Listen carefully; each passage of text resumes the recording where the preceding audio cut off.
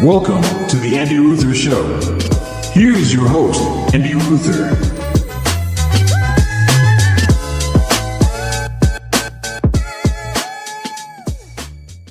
Welcome to the Andy Ruther Show. That is me, your host, Andy Ruther, coming to you on this lovely September 12th, 2024 from the Nasty Natty, Cincinnati, Ohio. We don't really call it Nasty Natty. I don't know why I said that. I don't think I've heard anybody ever call it Nasty Natty, but we're doing it here, guys. We're doing it. I'm a day late. My apologies. I like to get these shows out every Wednesday. No excuses. I wasn't feeling it the last few days. I'll be totally honest, guys. I wasn't feeling it. So I said, when I start to feel it, when I get it in my bones, in my insides, then I'm going to put out a show. But they'll pretty much always be out on Wednesday. I don't know. I was, not in the right zone. And for this show, I really like to be in the right zone because I don't want to talk just to talk. Hopefully you guys don't feel that way. I want to talk about things I want to talk about or stuff going on in my life. And that's why it wasn't out. But here we are. I'm going to record this, get it all up, and it will be out on Thursday, which is today. So we'll do that. I was actually remembering 9/11 yesterday was the real reason. I was never forgetting was the reason I didn't put out the show, because I was told to never forget. How great are the never forget memes? The 9/11 memes are some of my favorite memes to laugh at. On such a serious, catastrophic day in United States history, the memes are the real winner. And to be honest, I think the memes are the real winner on most events now. If it weren't for memes, I think we'd all go insane. It's crazy, though. That happened 23 years ago. I have the lamest 9/11 story of anybody, I think, because it's just nothing. It's literally nothing. I was a sophomore at St. Louis University. I woke up. I was a education and English major, and I remember I had one of my secondary education classes. What was that professor's name? I forget. Indian woman. Short, fat Indian woman. Dr. Chadia. Doctor, you're not going to work here anymore. I don't know. Don't remember her name. But anyway, I had her class, and I went to brush my teeth before my 9 a.m. class. And in my dormitory, one of the guys in my hallway said, a plane just flew into the Pentagon. And I'm a college kid. It's 9 a.m. It's early. I'd been staying up late, of course. So I'm not really processing this. And his dad actually worked in the Pentagon. His dad, I believe, was in the Air Force. He was also ROTC Air Force at St. Louis U. So he was following his dad's path of being in the military. Anyway, he said a plane flew into the Pentagon, and I'm really not processing this at all. And then I go to class. You guys got to remember, cell phones weren't really a big thing, as in not everybody. I didn't have a cell phone at that point. So no apps exist, social media apps, none of this. So the access to knowledge, it's not like now where something happens and you instantly know on Twitter. None of that exists, right? In 2001. So I go to class like it's normal. Teacher teaches the entire class.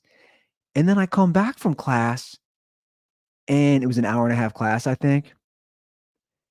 And my buddies 2 doors down from me, who I was really close with, I pop into their room and they go, dude, we watched a plane live on TV fly into the World Trade Center. I'm like, what?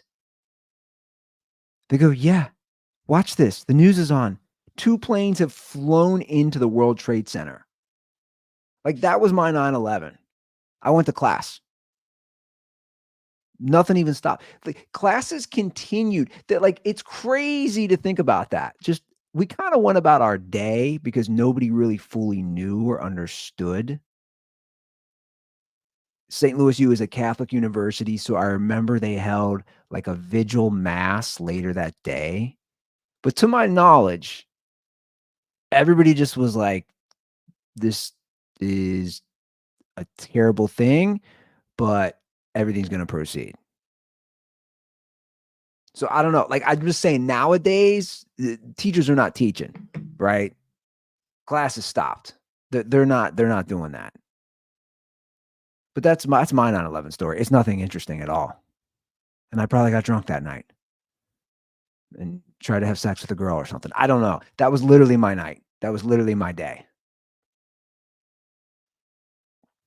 But I do remember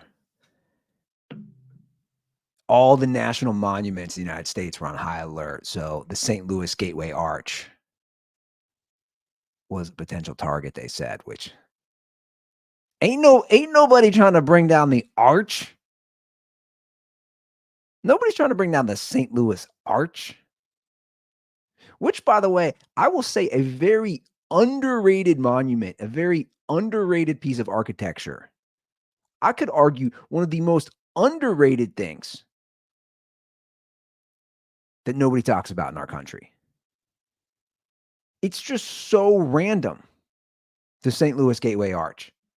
And it's pretty badass if you have the opportunity to go in it.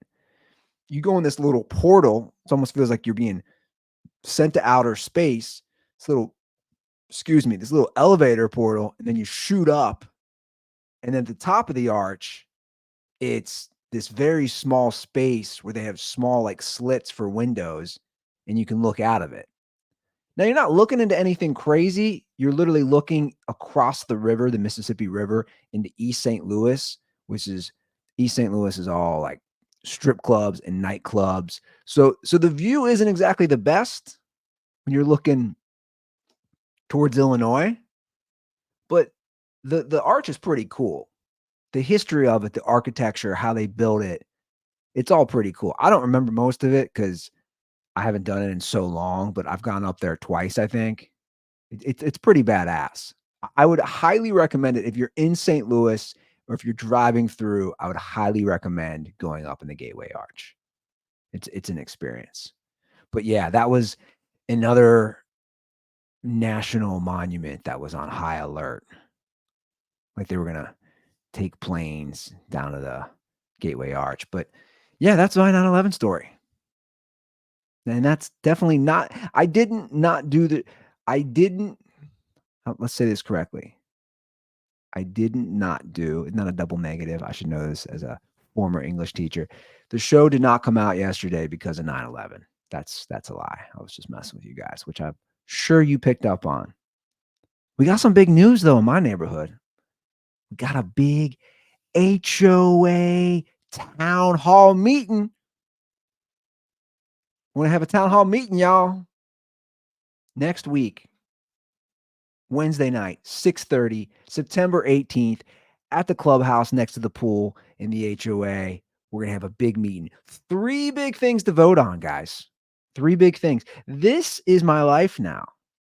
The neighborhood vote on 3. What would they even be called? Let me pull this up over here. What do we got? What we got here? Look at this big old packet. I got this big old packet. We have 3 proposed amendments that will be added to, I guess, the HOA documents. I don't know what it's technically called. The articles. Anyway, the first one is add a restriction to ban registered sex offenders from residing in any part of Reserve of Turpin, which is my HOA, which I assume would pass. Is there like one kitty diddler who lives in my neighborhood? I hope not. Who's like, nah, I think we should allow sex offenders. So that will be on the ballot to ban anybody from ever living in our HOA who is a registered sex offender. That's a no-brainer, but you never know. There could be an outlier. There could be an outlier, or somebody said, "Hey, man, they did their time. Now let them live their life." To me, you're a kitty diddler. I don't want you here ever. So that should be a pretty easy one. Again, I don't know if there's some pedo named Carl who's like, I don't know. Maybe we should let more of these people in. So that's first on the ballot. The second thing is create a clear and unified sign, flag, and yard decor covenant. Wow. Using a big word there. It's very biblical. It's very Torah, very Old Testament, like the covenant that Abraham made with God or Moses with God. Create a yard decor covenant for all properties. So basically, what that means is they're going to tidy up what it says right now about the rules that we have in my neighborhood for flags and signs. By the way, this is one of the rules I like about being in an HOA. So, for example, you can't have political yard signs, which I love. You can't have that. And obviously, the election is hot on our heels, less than 2 months away. So, you're not going to see any Trump yard signs or Harris Waltz yard signs. You don't see it, which I love. I love that. You can't put up political yard signs. Definitely a benefit, but they're going to make this a little more, what's the word I'm looking for here? They're going to not just tidy it up, they're going to make it more defined. So, for example, as I pull this out, they really define what you can and can't do with your yard stuff, which will include decorations for holidays. And they're going to put restrictions if this passes. So here's an example. Holiday decorations and lights may be erected no sooner than 6 weeks prior to the holiday to which they correlate and must be removed no later than 4 weeks after such holiday. I love this. I love this. So basically, the lunatics who want to put out Christmas decorations on November 1st can't do it. No earlier than 6 weeks before the holiday that they correlate on. So I've always said, if you put out Christmas decorations when November 1st hits, you are a serial killer. You're a serial killer. And that includes the lovely woman that I live with, Miss Brittany. I'm talking about you. Yeah, you. She wants to put up Christmas decorations right away when November hits. And I have not allowed that. That's not my thing. And I think it's egregious. I mean, you can't put it up November 1st because you're not taking them down till the first week of January traditionally. So if you have Christmas decorations up November 1st, you're going to end up having them up 2+ months of the year. That's ridiculous. A sixth of the year, you're going to have Christmas decorations up. And she has 4 Christmas trees. We have 4 Christmas trees in my house. It's ridiculous. It's insane. Our house just gets so Christmasified. So I don't want that. So I love this. And of course, she saw it. She's like, "This is stupid. Stupid. 6 weeks." I'm like, 6 weeks. Yeah. You could put up Christmas decorations November 11th. I love this. And I also love the thing that says they must be removed no later than 4 weeks after such holiday. Because we have some crazy people in my neighborhood who also leave them up into February. February? And you're going to have Christmas decorations up. You're also a serial killer or just lazy. There's this guy in my neighborhood, no lie, this house. They have Christmas decorations till April. And they have a ton. I'm not talking like a couple lights in their yard. I'm talking all the Santa Claus and the snowmen and the elves and the reindeer and the lights and everything. I've only lived in my house for 2 years. 1 year they went to April. Last year, I believe it was like mid-March. That's just egregious. Blatantly egregious is what that is. So if this if this new amendment is passed, they can't do that. Now, I don't know what the penalty is. Like, I don't know if you're fined, if you're given a warning. I don't know what that is. So that's the second one that's on the ballot. Basically, we're going to define the yard signs and make everything more defined. And then the last one is restrict rentals of our properties to prevent commercial interest from taking over our neighborhood, which I love as well. Basically, get rid of the opportunity for people to rent homes. Now, if you bought a home and you have renters, that is already grandfathered in. But the reason for this is a lot of big companies are buying houses in bulk. And then what they could do is they could end up taking over the HOA board if they bought enough houses, and then they could control the board, and then they can control the rules and the laws and the amendments of the HOA. I know it sounds ridiculous, but it's possible. Plus, the truth is, look, now that I actually own a home, I know that renters are not going to care. I've been a renter. I get it. You don't care much about your property as a renter than you do as you own a home. And now we all look at our homes as investments. So those are the three on the ballot. I do wonder if you could push it a little, right? Like when they try to define the flags and what you can and can't put in your yard, like what constitutes, let's see what this says. Temporary yard decorations such as blown up letters or a sign displayed on a lawn for the purpose of celebrating a special occasion, such as and including, but not limited to, a birthday, new child, graduation, school spirit, or school admission for no more than 5 days after the date correlating to the occasion. The board, in its reasonable discretion, considers lewd, horrific, shocking, discriminatory, vulgar or disturbing example items of sexual nature, items illustrating, glorifying, or encouraging violence. These are all things that must be considered in good taste. So, like, you could push it. Like, I don't know. Would I be fined if I had a Hawk Tui flag going? Maybe. That'd be kind of funny, right? Push the boundary a little. Have a giant Hawk Tui yard sign. I don't think the boomers that are born in 1950 to 1960 would get that reference when they're going on their walks down my street. Oh, Hawk Tui. They must have a young daughter who's going to that new school. They have a Hawk Tui sign. Is that the mascot for the College of Charleston? The Hawk Tuas?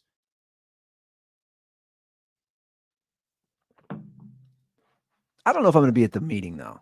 I might just send in my ballot. Although there's a lot of voter fraud when you mail it in. I don't know if you know that.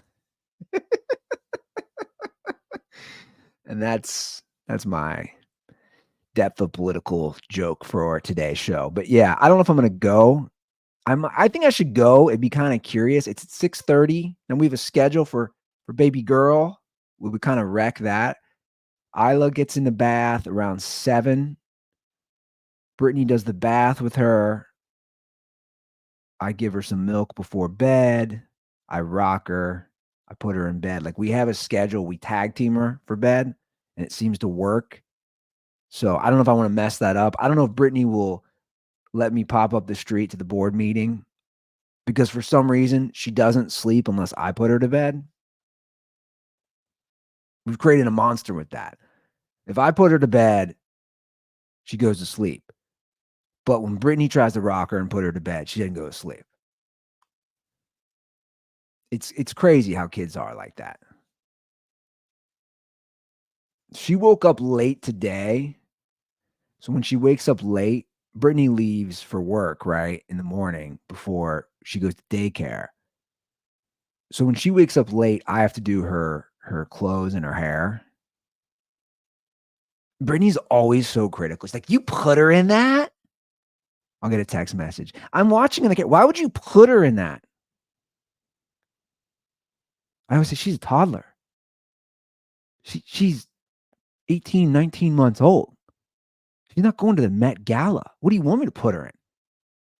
She literally gets food and snot and boogers and marker and crayon and paint all over herself. Literally all over herself. What I should do is just put her in a giant garbage bag. I should put her head through a giant garbage bag, cut out for her arms. That's what she should wear. Because she's just a disgusting mess. She really is. Because she's 19 months old. Like, what am I putting her in? Why'd you dress her in that? I don't know. I went into the closet and grabbed some clothes. But the hardest thing for me is to do her hair. I just can't do it. I can't do her hair. I can't put it up. Her hair's long enough. It's not long enough for a ponytail, but it's like, who's the chick from Flintstones? Little baby. Pebbles? Is that the girl's name? I can't put it up like that. So I just can't do it. I've tried and she cries and I'm pulling on her hair too hard and I just don't want to deal with it, right? I can't do her hair. I've tried a million times. So I just comb it over and then she looks emo. I show up to daycare this morning. I said, she's emo Isla today. She slept in past mom going to work. It does look pretty funny. I wish I could show you guys a picture. Daycare actually just posted a picture. She totally looks emo. That's why I call her emo Isla. I can't show it though because there's other kids in it. And I don't want to be showing other kids on here.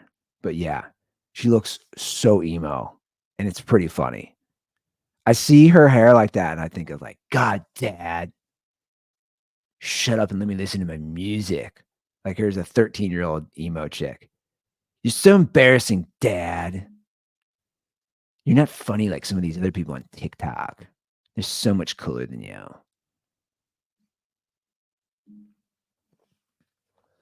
But I'll learn, right? I gotta learn. I got a second girl on the way. I got a second girl in 5 months. 5 months, I'm gonna have another kid. Less than 5 months. It's insane. I gotta learn at some point how to do a little girl's hair. I think a ponytail would be easier, but putting it up, it's just if the little hair bands, I have no experience with that. It's too difficult. I'll tell you one thing I'll never be able to do is put it in like the braids that this little 6-year-old girl has who just climbed North Africa's highest mountain. Here's a news story for you guys. I laughed pretty hard because somebody made a joke about her hair on Twitter. The headline, let me just pull this up. Let's pull this up. What we got here? I'll just pull it up. All right. All right. The headline reads Girl 6 climbs North Africa's highest mountain. A 6-year-old. A 6-year-old girl has climbed the highest mountain in North Africa, raising money for the hospital that saved her life when she was a baby. Seren, spelled Seren, I think it's Seren, from Carmarthenshire, I don't know. It's a city in Wales in the UK. Is the youngest girl to climb Mount Tubukul. I mean, guys, am I able to pronounce any of these names? Tabakul? Tabaki? In the Atlas Mountains in Morocco, her father Glenn said. The pair next plan to climb Mount Blanc, the highest mountain in Western Europe, as part of efforts to raise money for Birmingham's Children's Hospital. Dude, this girl is 6 years old. And they flew to Morocco. And they made an 8-hour walk in temperatures of more than 40 degrees. Look, we're talking about the Brits, so I don't know. Is that Celsius? Is that Fahrenheit? To the base camp where they spent the night before leaving early in the morning. They reached the summit the next day. How high is this? I got to show you guys this video. This video is wild. Because you can't understand a damn word they're saying. Let's see how high this Mount Tubakal. Let's see how high this is. Mount Tubical.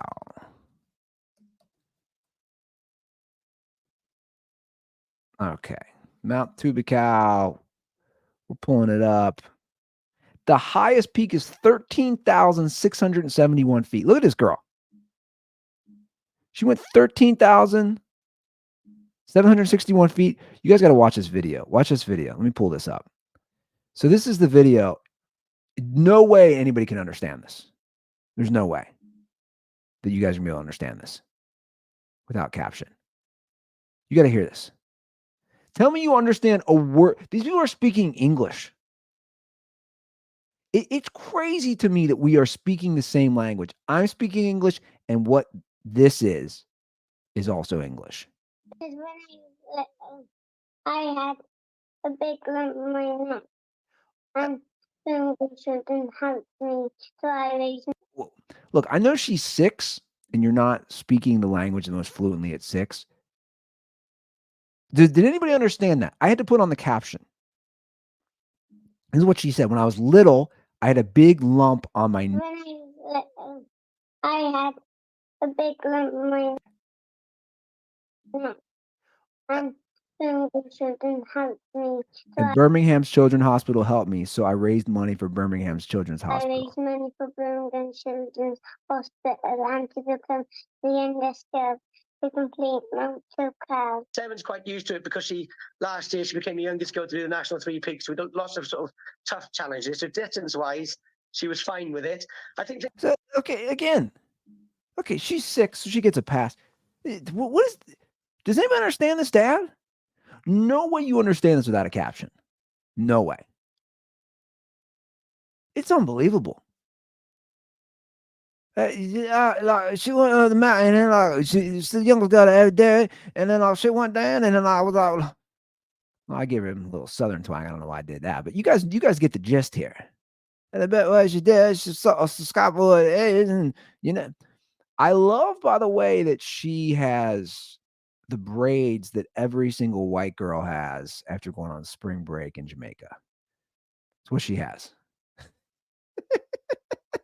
This little girl, Saren, she has the braids that every sorority girl who goes down to Jamaica or Mexico, normally Jamaica,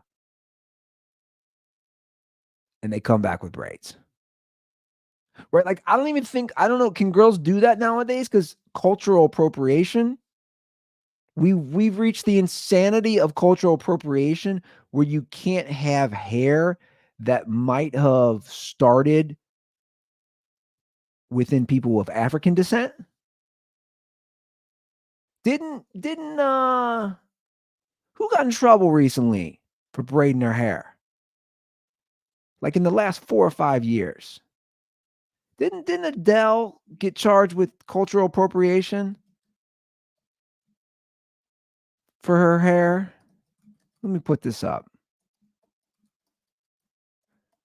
Like, that's where we got so crazy. Yeah. September 1st, 2020. This is the headline. I mean, this is pure insanity.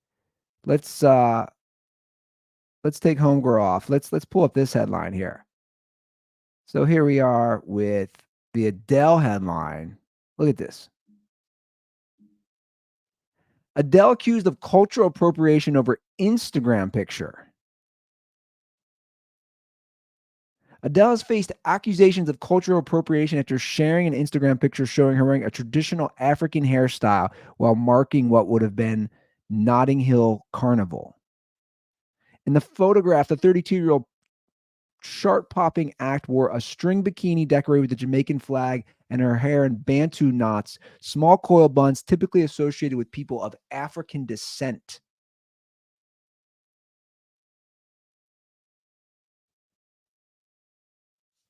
One person tweeted, if 2020 couldn't get any more bizarre, Adele is giving us Bantu knots and cultural appropriation that nobody asked for. This officially marks all of the top white women in pop as problematic. Hate to see it.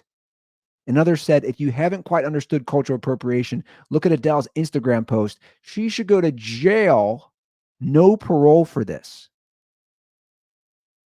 Dude, it's insane. This is just all insane. Over her hair? Over her hair.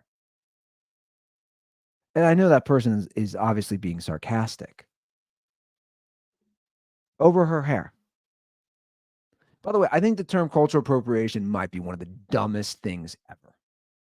Ever. It's one of these stupidest things that you're not appropriating a culture, you're appreciating it, right?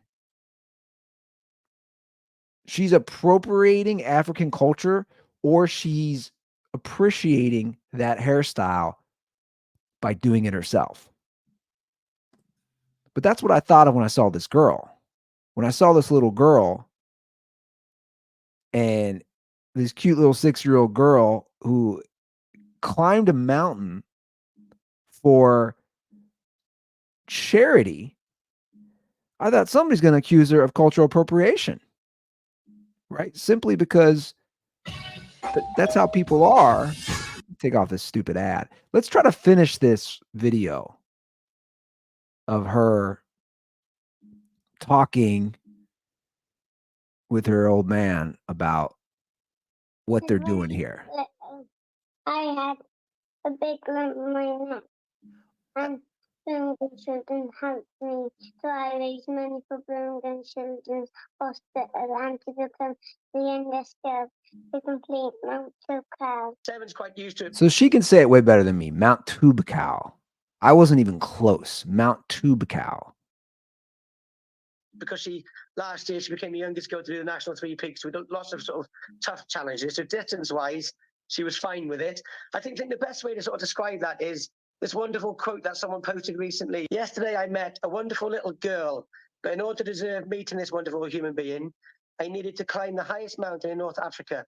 In the path, I saw a lot of people giving up because it was so hard. Seren made it to the top with so much ease that it surprises me that she was so brave and with so much power that I forgot the pain and even the beauty of the view. A wonderful little girl in a wonderful place. Thank you to the people at the hospital that helped her that day, so I can now meet her. Okay, so I mean, this is pretty amazing that she could climb this mountain again, over 13,000 feet. What, like, was she training for this? I want to know. I guarantee everybody listening, or most people listening, have never climbed a mountain 13,000 feet. Like this 6-year-old girl is kicking our ass, is what I'm saying. I did see some funny comments on Twitter about this. People were like, is that smart? Is that healthy for her lungs, for a 6-year-old's heart, lungs, her vital organs? Is that a smart move for her to climb this mountain? I don't know. I'm not a doctor. I couldn't tell you. I couldn't tell you at all, but it's pretty funny. I saw this and I was like, oh my God, her hair, she's 6. There's a lot of questions. Like, does this girl go to school? How's a 6-year-old training to go up a mountain? And I'll remember this when Isla's 6 and any of my other future kids are 6 and they complain. I'm just going to pull up this news story and be like, do you think you got it tough? Look at this girl. She's climbing a mountain. You're throwing a temper tantrum because you can't eat pizza tonight? This girl's climbing a mountain while she's appropriating African culture with the braids. I guarantee somebody left a comment about that. You know somebody did. Somebody was offended by her hairstyle. Somebody was. Somebody was offended by the braids. Remember when didn't Justin Timberlake have cornrows at one point? Didn't he have cornrows? Didn't he have cornrows? Am I on crack? Yeah, no, Justin Timberlake had cornrows. That's amazing. Justin Timberlake had cornrows with a do-rag. Holy shit, that's funny. I totally forgot about this. Look at that. Dude, if he did this nowadays, if Justin Timberlake did this nowadays, he'd be banished from Earth. Look at this. The cornrows, the chain, the earrings, the bandana. God, the 2000s were great, man. That's my era. Look at that. I think at one point I wanted to have cornrows too. Can you imagine if I showed up to daycare? If I grew my hair long enough and I showed up to daycare with Isla, holding Isla in cornrows? That'd be amazing. I should do it. I don't even think I have enough hair now. My hair is receding too much. I'm an old man, old dad over here. I don't think I could do it. That'd be great though if I showed up with cornrows, walking in, Isla with her emo hair. I got cornrows.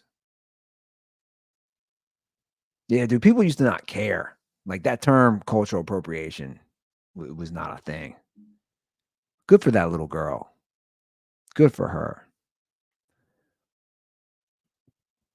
Can I be honest with you guys though? Can I be honest? Can I be honest with everybody for a second? Can we keep it real for a second? So the reason I didn't record, the real reason that I didn't record, because normally I record either day of or a few days before. It just this is kind of a rough time of year for me, to be fully transparent. I'm coming up on the 4-year anniversary of my dad dying. Also his birthday. So his birthday September 17th. He died September 20th. I'm coming up on the anniversary, and it's just my mind goes back a lot of times to his last few weeks. And I have a lot of frustration at this point. I have a lot of anger. I think the first few years was definitely grief, but I think I was hesitant to talk about it. And the truth is, I've kind of wanted to talk about it on this show, but I was hesitant because my dad got COVID and he died from complications of COVID. And that's just such a hot button political issue, which I hate, by the way. I hate that. So I was telling Brittany, I kind of want to talk about this on the Andy Ruther show. And I told her that a couple weeks ago. And I kind of get in a funk this time of year because my dad got COVID. He had it for about a week and a half at home. He got progressively worse. He went to the hospital, and he was in the hospital for 3 weeks until he passed away. But my thing is, I have frustration with the fact that we were never allowed to see my dad the first few weeks because of the COVID rules and the COVID restrictions. And that's very frustrating.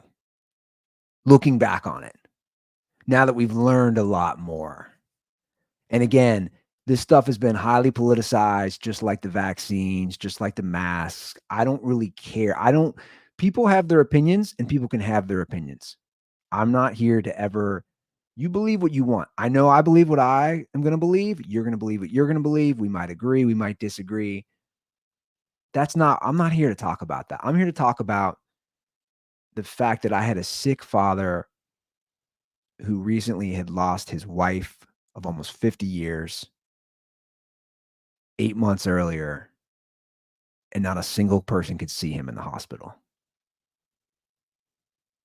And I think that's pretty fucked up, looking back on it. And it's frustrating. And nobody talks about this, guys. Nobody.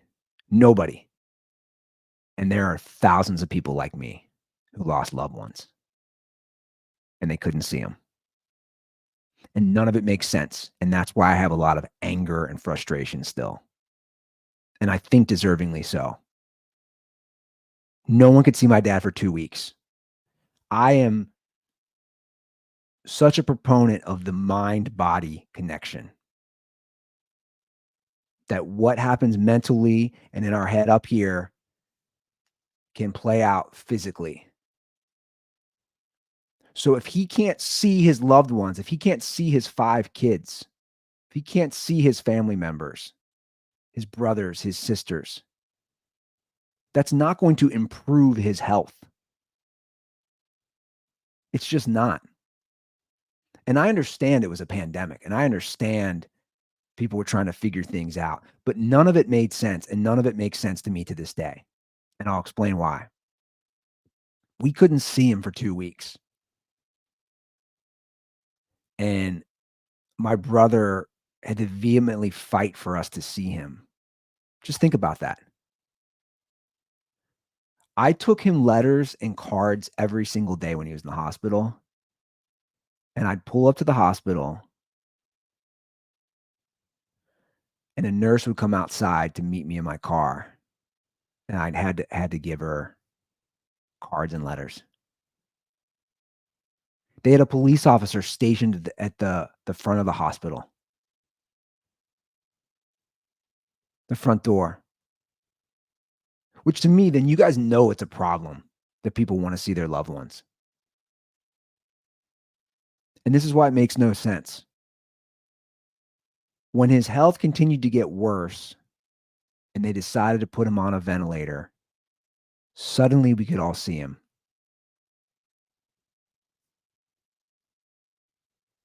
That makes no sense. That makes no sense at all.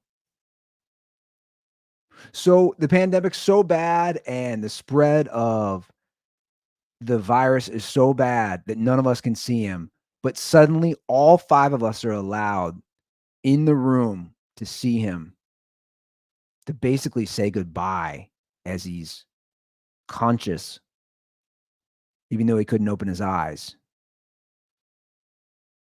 We could all see him there. That doesn't make sense to me. And no one talks about this. No one talks about what families went through. No one talks about what the people who had COVID or didn't even have COVID went through when they couldn't see anybody in hospitals. And that's very frustrating. And I think you guys understand my lack of trust with the powers that be.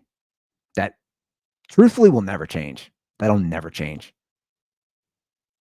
Again, this is not a political issue for me. This is a human issue. This is an emotional issue. None of it made sense because after my dad went on a ventilator, suddenly we could see him, but again, only one person at a time and only 2 visitors a day. Doesn't make sense again. And we had to put on the full hazmat outfit. The full outfit, the mask, the shield mask, the gloves, a full body thing that they gave you at the hospital. So we couldn't see him together. None of us could go together. We had to go separately. What was that preventing? Is my question. It's very frustrating. And every time this September hit, or every time this time of year, I should say, I get very frustrated and angry. And I used to grieve before, and I still grieve. But I think about this stuff and I get really frustrated, guys. And I just want to talk about it because nobody talks about it. And again, I was hesitant to say anything because it's such a politicized issue. This shit is not political for me. This is my dad. This is his life. This is how it played out. He lost his wife, the love of his life, 8 months earlier. I'm sorry. What do you think his emotional state is in that hospital when he can't see anyone? Can't see anyone. can only receive cards.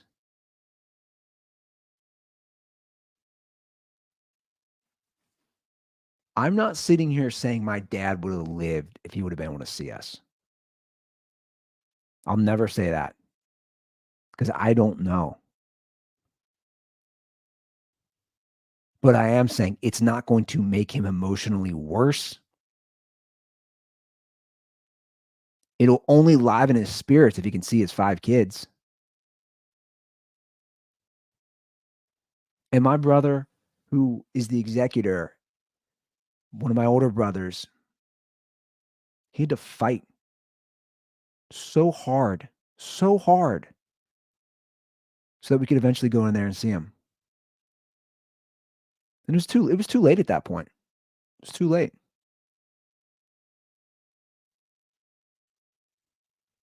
When they finally agreed, they let 2 of my brothers see him. And basically that was the end. And then he went on the ventilator the next morning. But again, 2 people separately, like I said, never together. You guys know how fucked up that is? You know how frustrating that is? I remember my brother and I golfed one day, and we went to the hospital. And I went in to see my dad, who at that time was on a ventilator. So he's, in a medically induced coma. And my brother waited in the car. And then I came back. And then he went to see him. I live in what I think is a rational, practical world. I try to live my life rationally and practically. What is the practicality that I can't go in with my brother together to see our father? You tell me that we can't go in there together. Make us put on everything. I don't care. I'm not sitting here arguing about that. I'm not arguing about the mask and the face shield and the gloves. That's a whole other discussion, and I don't even really care about it. I'm not sitting here arguing that. Why can't I go in there with my brother to see my father? One of us has to wait in the car? It's ridiculous. No one talks about it.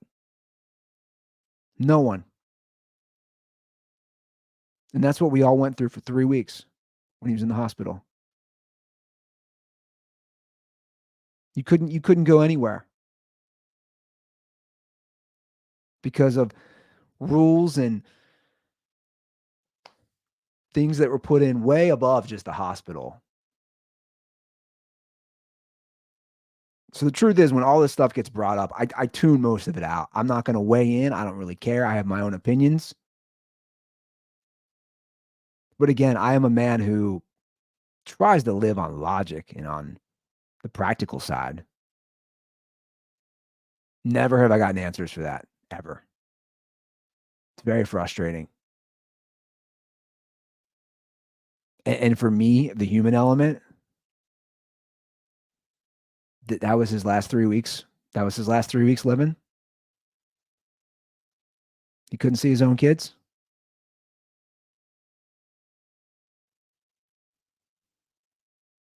He couldn't see them in person. He could only see letters. Or I brought home videos, and I brought a DVD player, a small portable one for him. That's the only way he can communicate with us.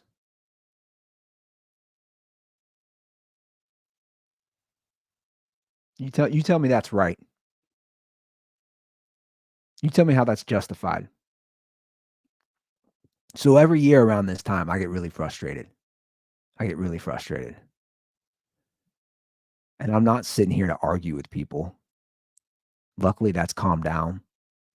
But every year you see 2021, a year after he died, 2022, it was still hot. Everyone wants to argue about this stuff. Nobody talked about that, though. Nobody talked about that. Everybody's busy arguing about the vaccine, the masks, all that stuff. Not many people talked about how you couldn't see your loved one, or women who were giving birth and their husbands or partners couldn't be in the same room. Nobody talks about this. Why? because a lot of people had to go through it. It should be talked about.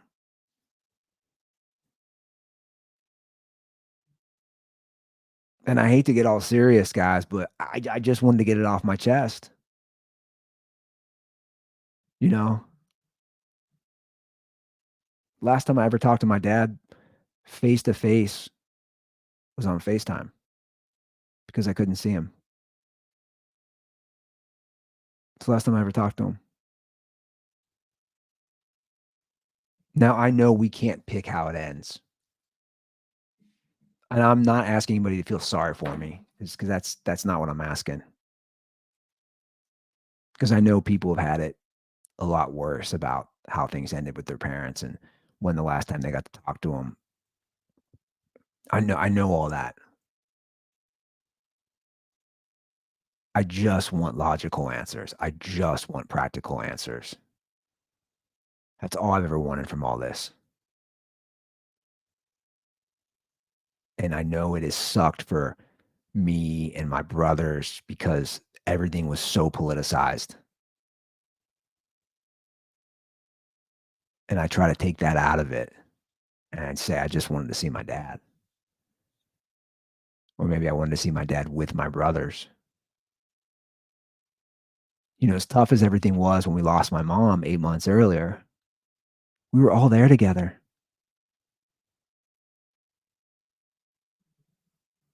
We were in the hospital together. We were holding their hand together, saying prayers for her together. We were together. My dad, we were all isolated. It's really sad. It's really sad. Like all on our own little journey. Except when he was put on a ventilator, we could all be together. And then the next day, nope, can't be together again. Until the night, basically, they decided, hey, man, it's gotten really bad. You guys all got to come down here. And we have to make that decision if we want to continue or let him pass peacefully. Suddenly, we can be together again. Make it make sense for me. Somebody, please. And maybe it doesn't. That's all I'm asking. Make it make sense, because it doesn't make any sense to me. So there's lots of anger with that. And that's the truth. On top of the grief, on top of the sorrow, on top of all those things. The level of this distrust that it's given me, that'll never change. Sorry. It'll never change. And it sucks because then it creates cynicism. And I don't want to be cynical. I don't want to be that person because I don't think I'm cynical. But this time of year, it's just not easy because we go through all this together. Me, my brothers, his sisters. You know, it's the same thing. It's just rough. And I'm lucky. I got to spend an entire summer with my dad. You know, that's a silver lining that I have. I got to spend an entire summer living with him, spending every day with him, grieving the loss of my mom with him together. That's for sure a silver lining for me, a positive, and I'm appreciative of that, and I will never forget that. My brothers don't have that. They had their families, and they got to come over, but I lived with my dad every day. And that was a great summer from that standpoint. We shared all those things. And it just sucks how it ended, man. It just sucks. And I'm going to share something that I've never really told publicly. And it's eerie. It's so eerie. I had a dream. You know, I'll just pull it up because I have it sitting here. I had a dream like 40 days before my dad died. And it's gonna, you guys are gonna be like, holy shit. I wrote this August 10th, 2020. My dad got sick with COVID 2 weeks later. August 10th, 2020. I wrote this at 9:59 p.m. I had a troubling dream last night. Dad was so distraught over mom. He was with me and we were at the hospital. He was mourning mom and he had what seemed to be a heart attack. I was in hysterics as doctors came over to try and revive him. It was so crushing and I felt so helpless. I woke up and I had so much anxiety.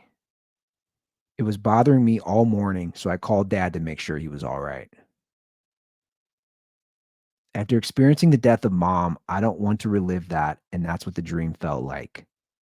I need to get home. I need to be with Dad. I feel even more urgency after that dream. I need to follow my heart, go with my gut, and trust myself.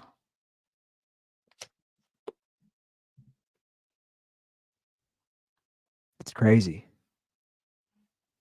I'm literally writing this down that night after the dream I had the previous night about my dad getting sick and basically dying. And that I need to get home and I don't feel right. And then he gets sick 2 weeks later. And I'm not saying I foresaw the future. I don't have that ability. But it's pretty eerie. And the truth is, I struggled for a long time.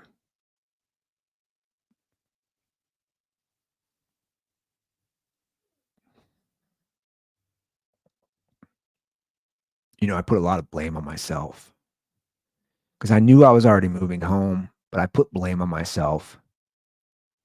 Why didn't I go home earlier?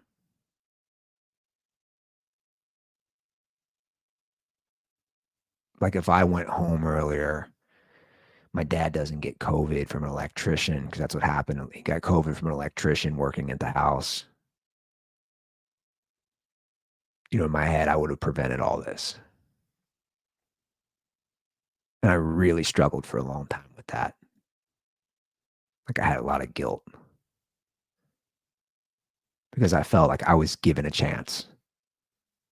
I was given this dream that said, hey, man, something's not right. Something's going to happen to Dad. And again, I was already set to move home. The plan was I was going to leave in about a month. But he got sick 2 weeks later. And then everything else happened. It's eerie, man. And I really struggle with that. And I still do sometimes. And I think all that personal struggle overlays with what happened with the hospital and us not being able to see him and everything. He has his birthday in the hospital while he's on a ventilator and he dies 3 days later. All that stuff.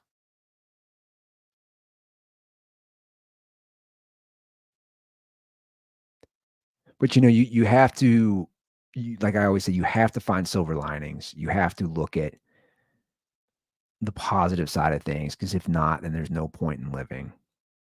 And I have a lot to live for and a lot to be thankful for and grateful for. I was at my brother's house the other day, and my brother bought my parents' house. And he completely redid it's a ranch house, and he completely redid the main floor. Like, completely redid it. And I was there with Isla on Sunday. And we were playing in the backyard. He has a trampoline. And I just thought, how great is this? Mom and dad are gone. But my brother is living at the same residence that I grew up in, the only home I ever knew, a home I loved. Loved coming back from Los Angeles. I loved coming back, whatever city I was living at. And the house stayed in the family. And how great is this? Now I'm playing with my daughter in the backyard of the house I grew up in. And it really worked out great that my brother bought the house. And basically, we all could have bought it. We all evenly owned the house. That was the will. So the 5 of us split the house and we all owned 20%. And my brother obviously bought everybody out and bought the house. But I thought about that Sunday. I thought about my parents watching over us, and I thought, how happy am I that it stayed in the family? Because I love that house. It's the only house I know. And after my parents died, I was living there, right? Which is kind of insane if you think about it. I was living in a 4-bedroom house that I grew up in with all the stuff of my parents. And I lived there for about 20, 22 months. But in a weird way, it helped me heal. It helped me grieve. And I was in the middle of it. And it wasn't always easy. And it was really tough at times. And I couldn't go in their bedroom for the longest time. And there was a lot of emotions. But I also felt peace being there.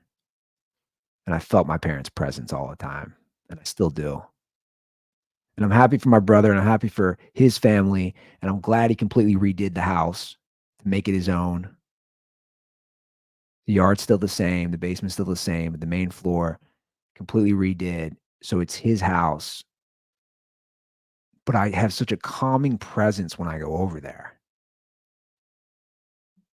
Because that's the house I grew up in. That's the house I lived in after my parents passed. And it's truly a blessing that it stayed in the family. And that I get to take my daughter, my future daughter, and any of my kids. And you feel that presence. So to kind of wrap it up, that is the silver lining. That is the positive through all this. And I'm glad I just talked about that. I'll be totally honest with you guys. It's not easy. That was not easy. Because again, it's just such a polarizing issue that I feel has taken out the human element, the personal element that families have gone through during that whole pandemic. But thanks, guys. I appreciate that. Didn't think I was going to go from the girl appropriating African culture to that. But hey, that's the Andy Ruther show. You're going to get it all. You're going to get the jokes. You're going to get the inappropriate. You're going to get the serious. You'll get it all. And I'm grateful for that. I'm grateful to have this opportunity to just talk about it. Well, guys, we'll wrap it up on that. You know where to find me. Andy Ruther on all social media. You can drop a review if you feel inclined. I appreciate all the reviews on Apple, all the ratings on Spotify, subscribe on YouTube. You guys know what to do. Well, I'm out. We'll be back next week. We'll be back. Maybe I'll share. My dad's birthday is the 17th. Maybe I'll share some fun, some more lighthearted, some fun Walt Ruther stories, some savage Walt Ruther stories. There's some good ones. Maybe I'll bring that back next week when I record. All right, guys, that's the show. Thanks for listening. Much love.